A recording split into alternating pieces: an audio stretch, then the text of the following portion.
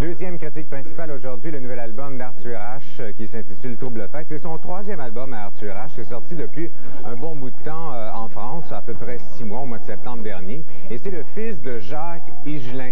Il est aussi bizarre, peut-être même plus créatif que son père. Et ce qu'il faisait avant, c'est la première fois vraiment qu'il m'intéresse, Arthur Ashe, parce qu'avant, il donnait dans le vieux style français, vieille chanson française, un peu comme Gainsbourg. Je me disais, bon, aussi bien d'écouter du Gainsbourg, mais là, c'est un peu une question de goût, parce que quand même de qualité, ce que faisait Arthur Ashe. Mais ici, c'est vraiment une ambiance pas mal plus contemporaine, surtout au niveau des arrangements, qui peuvent faire quand même pas mal de changements. Il travaille avec quelqu'un qui fait d'échantillonnage vraiment à temps plein, un sampler qui s'appelle Nicolas Repac.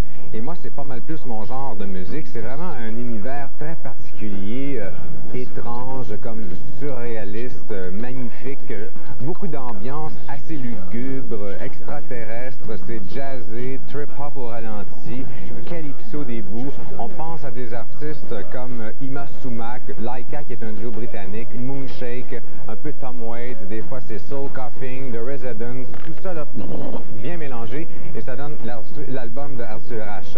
Et il a une voix aussi très spéciale, c'est vraiment murmuré, ce qui me rappelle un peu Bernard Lavilliers. Et il y a des textes complètement délirants. Il est nu devant sa télévision, il parle de ce meuble en bois extraordinaire. Alors c'est le genre de texte de notre ami Arthur Ashe. Et je pense qu'il va demeurer marginal. Là, je ne pense pas qu'il en vende des millions de copies. C'est vraiment pas commercial, mais c'est quelqu'un à découvrir. C'est pour ça que j'insiste.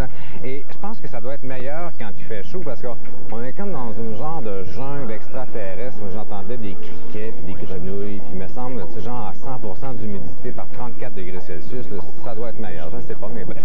Comme cote, j'ai bien aimé ça. 8 sur 10, je vous le conseille. Quelqu'un à découvrir. C'est vraiment un original à 100%. Et le clip qu'on va voir, ça représente très bien l'album.